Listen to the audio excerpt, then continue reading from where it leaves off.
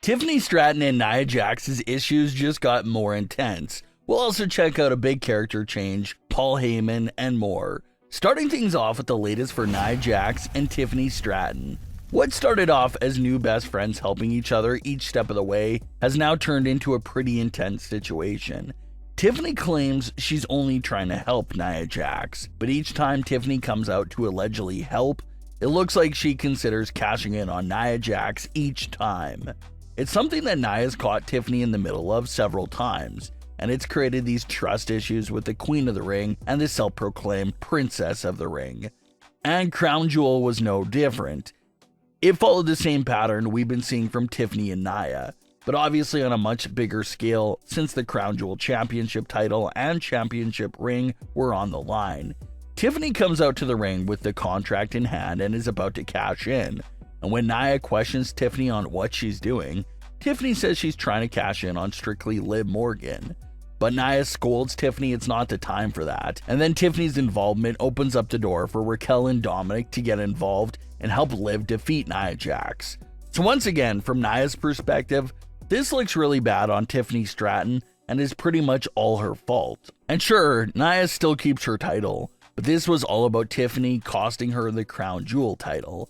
Nia's been on a roll in 2024 with the Queen of the Ring win, her WWE Women's title win, and she wanted to keep stuffing that stat sheet with the Crown Jewel Women's title, but that was ruined by Tiffany's involvement.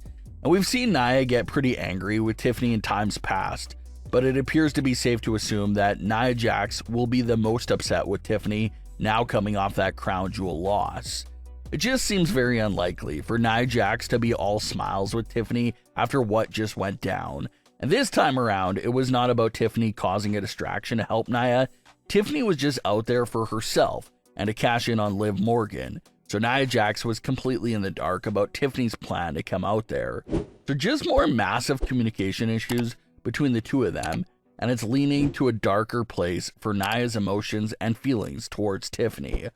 So what happens now between the two of them? Well, some fans feel like this may be the last straw that breaks the camel's back. Maybe Nia has been trying to keep Tiffany closer to her in order to be able to protect her when a cash-in is coming. But maybe this Crown Jewel loss was such a big deal to Nia that she basically called off her partnership with Tiffany Stratton. And to make that split even more important to the story, what if Nia Jax just unleashed a brutal attack on Tiffany Stratton out of nowhere? The act of Nia Jax attacking Tiffany Stratton will turn Tiffany fully babyface, no doubt about it. So once Nia attacks Tiffany to truly mark the start of Tiffany's babyface run, that'll be the time where Tiffany can cash in and really get a babyface reaction, since Nia did brutally attack her first. That appears to be what's next for this story. It could get a bit more fleshed out and turn Tiffany Stratton fully babyface before the cash-in actually takes place. Some very big changes and updates are coming to Damian Priest's WWE presentation. WrestleVotes reported on Backstage Pass that WWE is about to strengthen Damian Priest's character in regards to merchandise and appearance. Damian Priest's Puerto Rican heritage has been used before with his character. He has the Puerto Rican flag on his gear at times. His shirt from earlier in the year also featured the Puerto Rican flag, and even Damian himself would include some Spanish in his dialogue. So his heritage was already there and represented, but this report claims that they really want to take that culture representation and turn it up to the next level. One of the ideas being mentioned is for Damian Priest to wear his mask similar to the one he wore at WrestleMania 40 on a more regular basis, and have him represent his culture with that mask. They claim that WWE allegedly loved the entire look and appearance that Damian Priest had for WrestleMania 40, and that's what they're trying to recapture and make his permanent full-time character look and appearance. So that definitely is some great news to hear. Damian Priest had a lot of babyface momentum coming out of the Judgment Day split, so if they add a whole new character, strong presentation on top of all of that, it's going to really create something special for Damian Priest. Paul Heyman has been absent from WWE television for several months, but a new report just spotted Paul Heyman.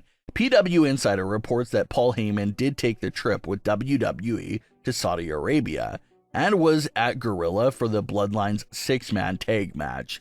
Paul Heyman obviously didn't come out to return with the Bloodline, but he was spotted just right backstage, and is still reportedly very hands-on with the story. WWE has not fully hidden Paul Heyman's recent backstage presence either. It was WWE that posted the picture of Roman Reigns and Paul Heyman walking backstage with each other at SummerSlam.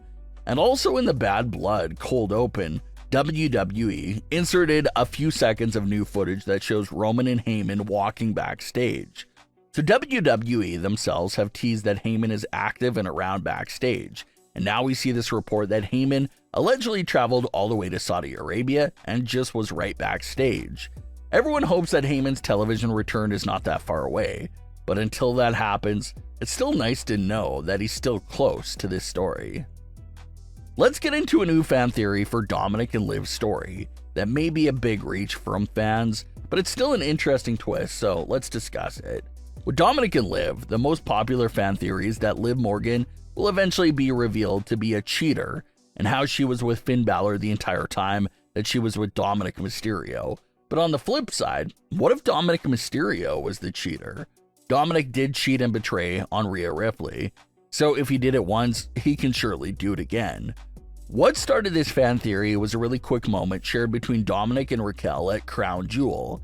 After successfully helping Liv Morgan defeat Nia Jax for the Crown Jewel Women's Championship, Dominik and Raquel celebrated their good word by embracing each other for a quick moment, before breaking away quickly.